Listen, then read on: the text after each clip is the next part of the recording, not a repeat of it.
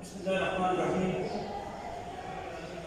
Time हमने steady state temperature solve किया था, क्वेश्चन सॉल्व किया था जिसमें स्टडी स्टेट टेम्परेचर मालूम करना सीखा था। आज हम ट्रांजिएंट टेम्परेचर मालूम करना सीखते हैं कि ट्रांजिएंट टेम्परेचर क्या है। लास्ट टाइम आपको याद है मैंने बताया था कि स्टडी स्टेट टेम्परेचर जो है वो टाइम इंडिपेंडेंट टेम्परेचर, और जो ट्रांजिएंट टेम्परेचर है that depends on time as well.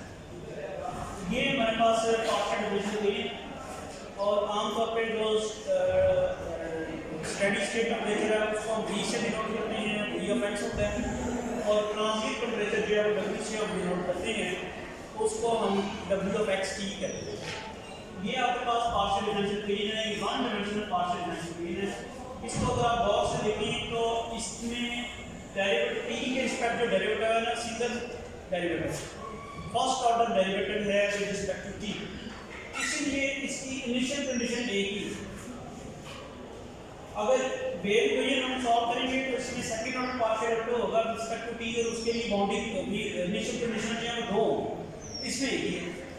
और एक चीज यहाँ बड़ी इंपॉर्टेंट है कि आपका method of separation of variable हमें यहाँ पे लगाना है, और method of separation of variable उस वक्त लगता है जब बाउंड्री कंडीशंस होमोजेनियस हो। कौन सी बाउंड्री कंडीशन है? ये बाउंड्री कंडीशन है, एक ये बाउंड्री कंडीशन है और एक ये बाउंड्री कंडीशन है। और ये मैं पहले ही आपको इसकी इंटरप्रिटेशन कर चुका हूँ कि बाउंड्री कंडीशन ये एक्चुअली W0T जो है ये temperature at the left end of the rod, and WAT is the temperature at the right end of the rod। और रॉड जो होती है, ये रॉड है, इसका ये लेफ्ट एंड, इसके ऊपर जो टेम्परेचर है वो W0T से, और यहाँ पे जो टेम्परेचर है वो WAT से। ये दोनों जीरो हैं, तो इसकी वजह से हमें कहते हैं कि बाउंड्री कंडीशन है ये क्या है, होमोजेनियस। ये जो डिफरेंशियल इक्वेशन ड्राइव की गई है इसमें ये फिनोमेना ज़हन में रख के ड्राइव की गई है कि lateral surface is kept insulated. ये वाली रॉड की जो लेटरल सरफेस है ये इंसुलेटेड है, इससे ना हीट अंदर आ सकती है ना बाहर जा सकती है। Heat can only absorbed through the ends of the rod, और even heat can be released through the ends of the rod. अब जल्दी से चलते हैं कि इसका सॉल्यूशन हम अज्यूम करते हैं WXT is equal to x of x into t of t. This is assumed to the solution of this partial differential equation, and keep this thing in mind. This solution is assumed as a variable। इसको हमने इस form में assume किया हुआ है, इसके variable जो है सेपरेट हो सकते हैं। ये आपके पास WXT दो वेरिएबल्स का फंक्शन है, एक x का और एक t का। हमने इसको इस तरह प्रोडक्ट फॉर्म में सपोज किया है कि x वाला फंक्शन ज्यादा हो जाए और t वाला अलग हो जाए। अब अगर आप ये आप कह रहे हैं कि इसका सॉल्यूशन है तो इसको चाहिए कि इसको सेटिस्फाई करें। इसको जब सेटिस्फाई कराएंगे तो क्या करेंगे आप इसको पुट करते हैं तो आपके पास आता है partial square w over partial x square is equal to 1/k partial w over partial t। ये करना है। w की वैल्यू क्या है? Partial square over partial x square, क्या सपोज की हुई है xt। इसका आपने डेरिवेटिव लेना है, और इधर आपके पास क्या आएगा 1/k partial over partial t xt। ठीक है। अब आप जरा देखें कि मुझे अब जब कहें कि इसमें ये जो t है ये तो कांस्टेंट रेट नहीं होगा, क्योंकि t तो सिर्फ स्मॉल t का फंक्शन है, और अगर ये कांस्टेंट रेट होगा और कैपिटल x जो है वो सिर्फ किसका फंक्शन है? x का। तो अगर वो पहले सिर्फ x का फंक्शन है तो उसके पार्शियल ऑर्डर डेरिवेटिव किस में कन्वर्ट हो जाएंगे? ऑर्डिनरी में कन्वर्ट हो जाएंगे, क्योंकि उसमें तो कोई और वेरिएबल है नहीं। तो ये बन जाएगा आपके पास x double dash t। x double dash से मतलब क्या है? x का डबल डेरिवेटिव, और t is kept constant. Capital x का तो वो आपके पास ऑर्डिनरी हंड्रेड हो जाएगा, x डबल डैश और t एज इट इज आ जाएगा। 1/k कांस्टेंट है वो एज इट इज, और x क्या है? ये वाला x, ये क्योंकि सिर्फ x का फंक्शन है ये कांस्टेंट ट्रीट होगा और t का डेरिवेटिव आ जाएगा, और हम यहां पे लिखेंगे xt डैश। इसके बाद हम लिखते हैं सेपरेटिंग द वेरिएबल्स।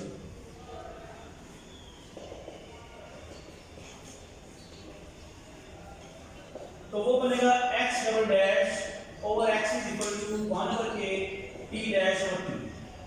अब यहाँ एक सिचुएशन समझने वाली है। आप मुझे ये बताएं कि ये वाला जो फंक्शन ये मेरे पास लेफ्ट हैंड साइड है x double dash over x, इसमें किसी भी सूरत t है क्योंकि x में नहीं था तो t नहीं।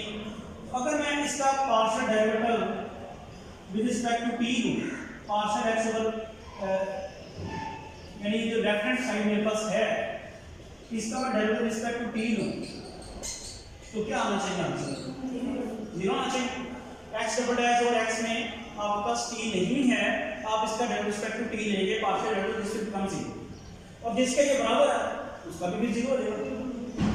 और इधर राइट हैंड साइड को हम देखें, अगर क्या इसमें x है, इसका partial derivative respect to x लिया जाए तो जिसका ये बराबर है वो भी 0 हो जाएगा।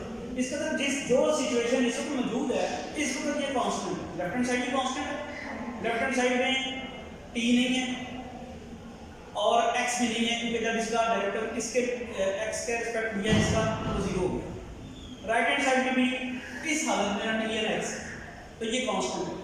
हम कांस्टेंट तीन किस्म के ले सकते हैं, हम 0 ले सकते हैं कांस्टेंट, नेगेटिव ले सकते हैं और पॉजिटिव ले सकते हैं। लेकिन ये जो हमारा हीट कंडक्शन का प्रॉब्लम है, ये फिजिकल फिनोमेना जो है वो हमारे पास गवर्न करता है किसको, फिजिकल फिनोमेना किसको गवर्न करता है, ये पीरियोडिक सॉल्यूशन होता है। और अगर हम कांस्टेंट जो है वो नेगेटिव लें तो हमारे पास सॉल्यूशन जो है पीरियोडिक है। तो लिहाजा हम यहाँ पे सपोज करते हैं minus lambda square where lambda is not equal to 0। Lambda square जो है ये लगा दिया, नेगेटिव इसको इंश्योर किया है, लैम्डा 0 के बराबर नहीं है, लैम्डा का पॉजिटिव होगा तब भी माइनस लैम्डा स्क्वायर नेगेटिव होगा और अगर लैम्डा नेगेटिव हुआ तब भी माइनस लैम्डा स्क्वायर जो है नेगेटिव होगा। इसके बाद हमारे पास कैपिटल x डबल डैश और x हम लिखते हैं माइनस लैम्डा स्क्वायर और 1 over a p dash over t is equal to minus lambda square. तो ये हमारे पास डिफरेंशियल इक्वेशन बन जाती है x double dash plus lambda square x is equal to 0 और यहाँ से हमारे पास क्या बनता है p dash minus lambda square के t is equal to 0 plus. तो ये आपके पास इसको क्या है d square plus lambda square into x is equal to 0। यहाँ से कैरेक्टरिस्टिक इक्वेशन जो आती है d square plus lambda square is equal to 0, d की वैल्यू आ गई plus minus pi by lambda और यहाँ से जो आपका पास सॉल्यूशन निकलता है x ऑफ x वो निकलता है a cos lambda x plus b sin lambda x, ये हमारे पास सॉल्यूशन निकला। इसी तरह आप इसको जो ऑपरेटर फॉर्म में लिखेंगे तो d प्लस लैम्डा स्क्वायर के t इज इक्वल टू 0, यहाँ से d प्लस लैम्डा स्क्वायर के t is equal to 0 characteristic equation, d की वैल्यू आ जाती है माइनस लैम्डा स्क्वायर के t और यहाँ से जो सॉल्यूशन निकलेगा t ऑफ t वो निकलेगा c e raise power minus lambda square के t। ये समझ आई कैसे? आपके पास जो यहाँ से रूट आई थी d की वो कॉम्प्लेक्स थी, उसके लिए हमने सॉल्यूशन का फॉर्मेट हमारा ये है और यहाँ से जो रूट निकली है d की वो रियल है, ये निकाल दिया सॉल्यूशन। सॉल्यूशन हमारा ये है इक्वेशन नंबर 5 वाला सॉल्यूशन, इसमें जाके जल्दी से पुट कर देते हैं वैल्यूज। तो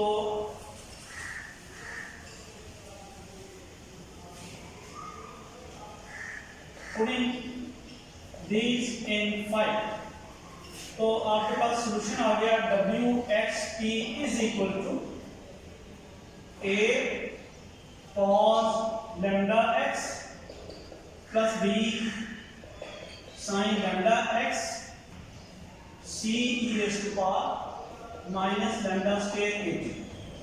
Now we can write it as AC cos lambda x plus BC sin lambda x e raise power minus lambda square के। अब आप लिखेंगे a और c ये दो कांस्टेंट्स मिलके एक कांस्टेंट बन जाएगा, इसको हम स्मॉल a से लिख देते हैं a cos लैम्डा x। इसी तरह b और c दो कांस्टेंट्स मिलके एक कांस्टेंट बन जाएगा, प्रोडक्ट की फॉर्म में स्मॉल b से लिख देते हैं sin lambda x e raise power minus lambda square के। This is our required solution, but here we have to find constants a and b. Now what is the number 6? First boundary condition apply करें आप। Boundary condition पहले क्या थी W0T। क्या करेंगे आप, जहां जहां आपका x है पुट कर देंगे, ये आ जाएगा a cos 0 plus b sin 0 e square minus lambda square kt। w0t किसके इक्वल था? 0 के, तो ये आ जाएगा प्लस cos 0 ऐसे मान होता है a e square minus lambda square kt।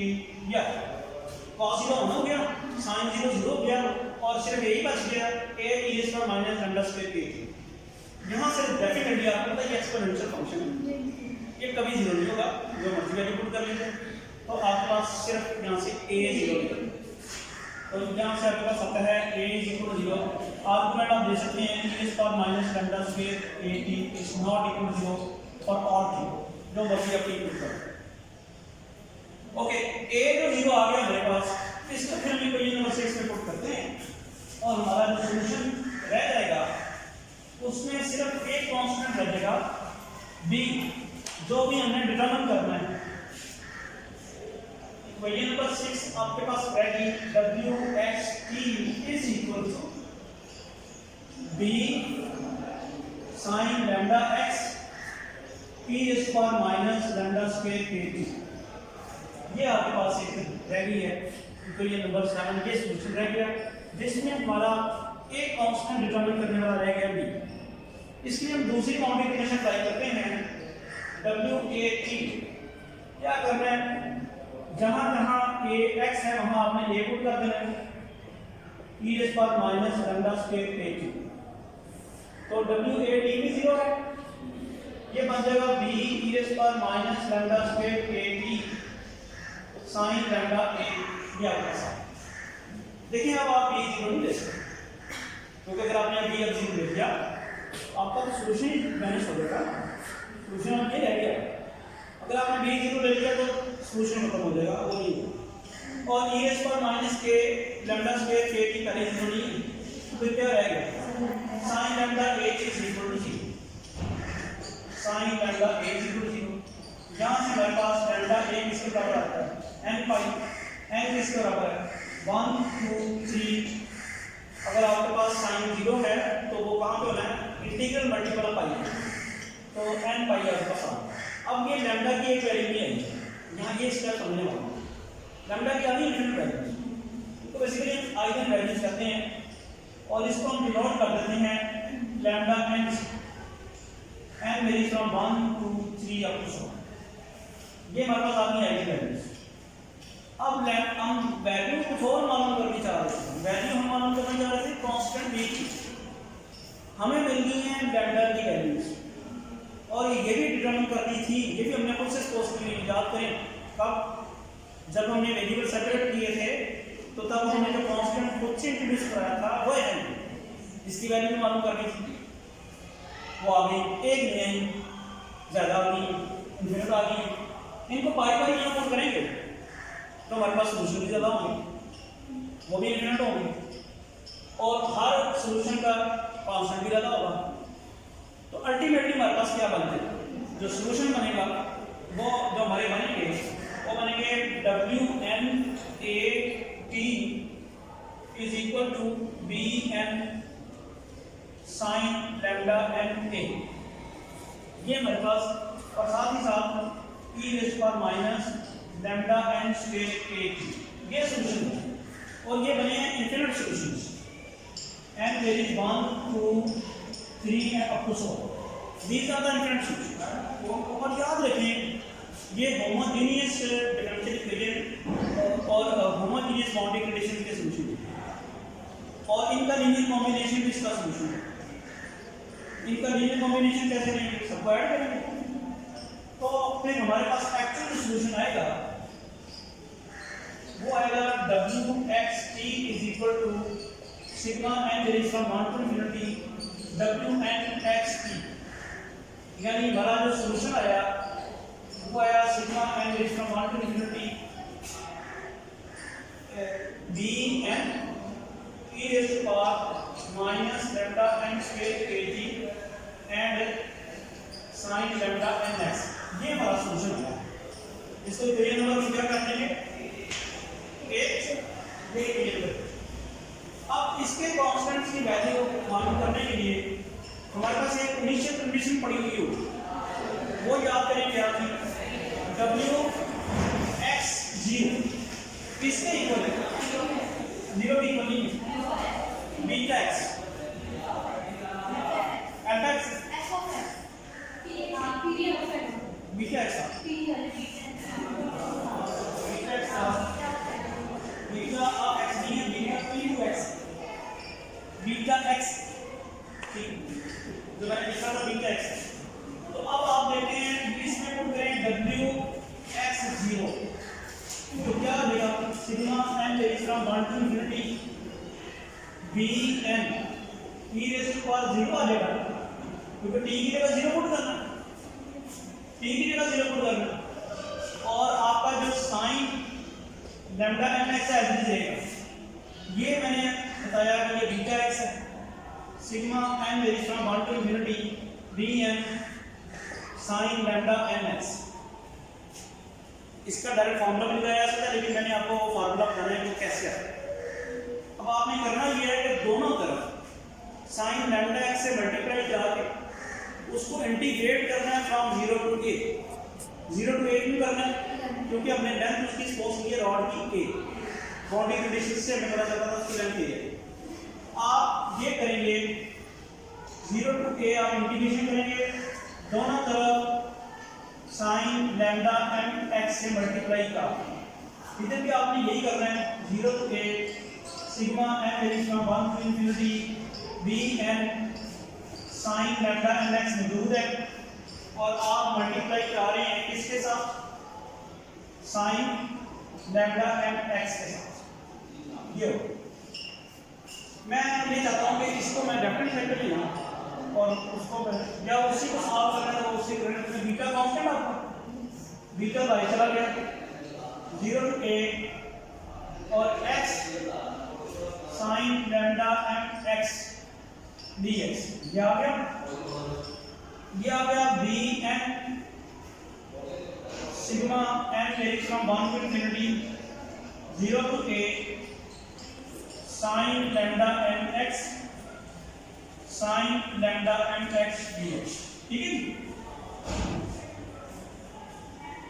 इसकी इंटीग्रेशन पर पास करनी पड़ेगी, कैसे, इसको क्या करें फर्स्ट फंक्शन और इसको सेकंड फंक्शन, इसको मैं सेकंड फंक्शन क्यों नहीं रखा, इसकी पावर इंक्रीज कर देंगे, इंटीग्रेशन आसानी से हो जाएगी, लेकिन पावर इंक्रीज कर देंगे ज़्यादा, इसको मैं सेकंड फंक्शन ही रखा, इसको सेकंड फंक्शन रखने से पावर इंक्रीज नहीं करेगी, पावर चूंकि इंक्रीज नहीं करेगी पास कर देंगे।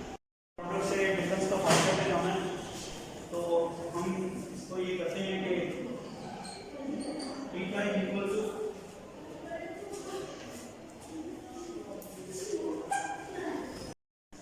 और सेकंड फंक्शन की integration minus cos lambda m x over lambda m, और फिर माइनस इंटीग्रल 0 से a फर्स्ट फंक्शन का डेरिवेटिव और सेकंड फंक्शन की integration minus cos lambda m x over lambda m dx, और जो राइट हैंड साइड है उसको हम फॉर्मूला बनाएंगे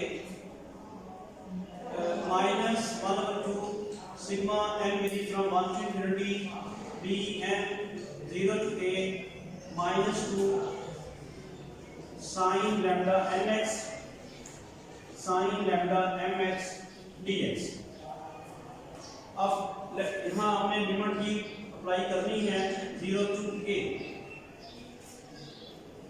बीटा अपर लिमिट जब हम लोग करेंगे x की जगह a minus a cos lambda m a over lambda m, और लोअर लिमिट में जब x की जगह 0 पुट किया जाएगा तो 0 हो जाएगा।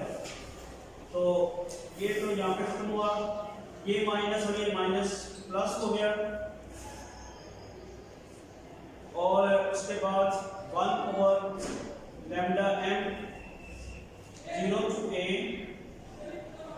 cos lambda m x dx।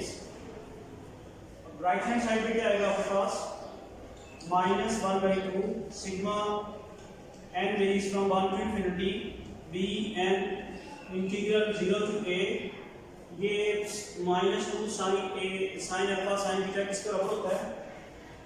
cos lambda N X plus lambda M X minus cos lambda N X minus lambda M X dx। अब जब आप इसकी इंटीग्रेशन करेंगे तो आ जाएगी sine lambda M x, upper limit put की जाएगी, लोअर लिमिट पुट की 0 लेवल। देखिए कैसे होता है, ये आपके पास आ जाता है beta minus A cos lambda a over lambda m plus 1 by lambda m sine lambda M x over lambda m 0 to a, and on the right hand side -1/2 sigma n varies from 1 to infinity integral 0 to a cos lambda n plus lambda m x minus cos lambda n minus lambda m x dx। यहाँ एक चीज जरा आपने note करनी है कि जब आप अपर लिमिट पुट करेंगे तो साइन लैम्डा ए आ जाएगा, lambda m a, lambda m किस बराबर है? एम पाई के, ठीक है, एम पाई ए ओवर आपके पास ये आ जाएगा। और जब हम 0 पुट करेंगे तब क्या हो जाएगा हमारे पास? 0। तो ये आपके पास क्या रहता है, लैम्डा एम की वैल्यू याद करें n पाई ओवर ए है। जब आप ए पुट करेंगे तो आ जाएगा साइन n पाई और साइन m पाई, साइन m पाई क्या हो जाएगा हमारे पास? 0। लेकिन मैं स्टेप्स हैं पूरे कर देता हूँ। यहाँ आ गया beta minus A cos m pi over a into A, ये मैंने लैम्डा एम की वैल्यू पुट की है, m pi over a plus 1 over lambda M, और ये वाला लैम्डा एम क्या हो जाएगा? लैम्डा एम स्क्वायर, और वो बराबर किसके है? m pi over a square. फिर आपने यहाँ पे लिमिट पुट करनी है, sine m pi over a into a और minus sine 0 is equal to, ये बात सॉल्व कर लिया आपने। लैम्डा एम की जगह पुट किया मैंने m pi over a, upper limit x की जगह a पुट कर दी है, a आ गई है, लोअर लिमिट पे साइन 0 फिर 0 हो जाएगा। राइट हैंड साइड हमारे पास आ जाएगी -1/2 sigma n varies from 1 to infinity integral 0 to a। और ये जरा गौर करें, यहाँ समझने वाली बात, इसकी कंडीशन क्या होनी है? साइन और लैम्डा m और लैम्डा n क्या हो जाएगा? m n pi plus m पाई, n प्लस m पाई, और वो a से कट के n प्लस m पाई आ जाएगा। तो साइन के एंगल में जब भी n प्लस m पाई आएगा वो 0 हो जाएगा। इसका मतलब ये है कि ये जो आपके पास n चेंज हो रहा है 1 से लेकर इंफिनिटी तक, जब n यहाँ से जाते जाते एक स्टेज ऐसी आएगी m भी आएगा बीच में, सिर्फ उसके ऊपर इसकी वैल्यू कुछ आएगी, अदरवाइज ये सारी 0 हो जाएगी। तो हमारी जो समेशन है ये ब्रेक हो जाएगी, यानी हम समेशन जो हमारी चल रही थी n varies from 1 to infinity, उसमें सिर्फ एक ही हमारे पास आएगा जहां लैम्डा की वैल्यू जो है n की वैल्यू जो है m के बराबर हो, बाकी सारे 0। तो हम सिर्फ वही लिखते हैं cos lambda m plus lambda m x minus cos lambda m minus lambda m x dx। ये क्यों लिखा था? क्योंकि यहाँ पे cos 0 देना है और cos 0 की वैल्यू 1 है, सिर्फ उसको पर आंसर आना, बाकी फिर 0 है, इसका भी 0 है। साइन आ जाएगी इंटीग्रेशन और अपर लिमिट और लोअर लिमिट के ये 0 है। अब आप देखते हैं कि लेफ्ट हैंड साइड के पास क्या बना हुआ है, ये a कट जाएगा माइनस, बल्कि बीटा भी आप ऐसे रहने दें, ये वैसे 0 हो जाना है। ये वाला पोर्शन जो है ये a और ये कैंसिल हो गया, साइन एम पाई 0 हो गया, साइन 0 0 हो गया, तो ये सारा कैंसिल हो गया। सिर्फ आपके पास रह गया minus beta A square over M pi cos M pi. ये बात फॉलो कर ली सबने। ये वाला ए ऊपर जाके ए स्क्वायर हो गया और बीटा वैसे रह गया कॉस एम पाई। उसके बाद यहाँ क्या आना है माइनस 1/2 0 to a और सिर्फ रह देना माइनस cos 0 और cos 0 किसके बराबर है 1 के। इसकी फिर इंटीग्रेशन यानी आपके पास सिर्फ ये रहेगा dx। इसकी इंटीग्रेशन 0 नहीं है, उसकी आपके पास अगर ये cos 0 और cos 0 1 होता है। तो अब आप देखते हैं यहाँ आ जाएगा 1/2 x 0 to a dx। ये आ जाएगा 1/2 0 to a 1/2 a। हमें वैल्यू किसकी चाहिए वैसे? वो जो एक चीज हम मिस कर दी सर, वो राइट हैंड साइड पे करके देखिए जरा। ये bn था ना, ये bn हम राइट साइड पे यहाँ पे मिस करके जिसकी हमें वैल्यू बेसिकली चाहिए bn। तो ये अब क्या यहाँ पे क्या रहेगा bn। जब तक तो समेशन थी तब तक तो ये bn था, और हमने कहा कि सारे जीरो हो जाने हैं वो जो इंटीग्रल्स हैं। n जब 1 से लेके m तक जाएगा, m की वैल्यू के बराबर जो आएगा तब उसका कुछ आंसर है। तो ये आ जाएगा bn। तो bn हमने इसकी वैल्यू फाइंड करनी थी, वो हम कर गए। ये आपके पास, और ये आपको अंदाजा हो गया होगा ये पार्शियल डिफरेंशियल इक्वेशन का इशू ये भी है कि आपको याद तो खराब इसको नहीं कर सकते, कभी भी नहीं हो सकता। कभी एक क्वेश्चन भी आप याद करके देखिए, लेकिन जो आपने कैलकुलेशन करनी है वो भी बड़ी केयरफुल करनी है। ये वाला हाँ यहाँ पे इंटीग्रेशन ना है, यहाँ इंटीग्रेशन हो चुकी है। यहाँ पे आएगी integration from 0 to a x आ जाएगा। इसकी इंटीग्रेशन की -1 की इंटीग्रेशन की यहाँ लिख देते हैं -1/2 bm